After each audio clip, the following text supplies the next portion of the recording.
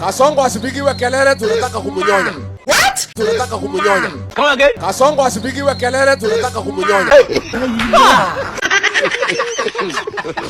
God have mercy upon us. Very interesting. Anyonywe asinyonywe. Jesus. Akuliwe asikuliwe. Kwa hivyo Kasongo asipigiwe kelele na mtu yeyote. Sababu kuna kitu tunataka tutoe kwake. Okay. Now your head correct. Hatuwezi zika ndovu na pembe.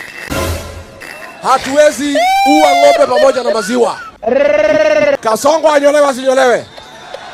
Sasa ndio kuchohe. Lakini kuanzia leo hapo mlimani, Kasongo akimaliza kupeana uongo, akiita msaliti wa jamii, asikubaliwe kuongea.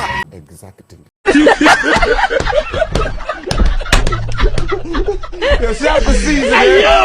Huyu Kasongo imefinya yeye, analia kama panya imeshikwa na mtego. Amechanganyikiwa.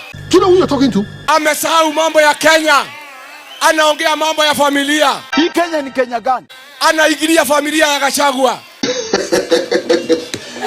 Alijaribu kugawanya mlima, nikamkataza. Sasa ameshindwa kugawanya mlima, anafikiria atagawanya familia ya Gachagua. Wewe William Ruto, wewe hapana chief, hapana mzee ya mtaa, hapana wa familia ya Gachagua. Wewe uko na familia yenu ya Kalenjin, kwenda ongea mambo ya familia yenu, hapana igilia familia ya watu hapa mlimani. Hello. Sorry.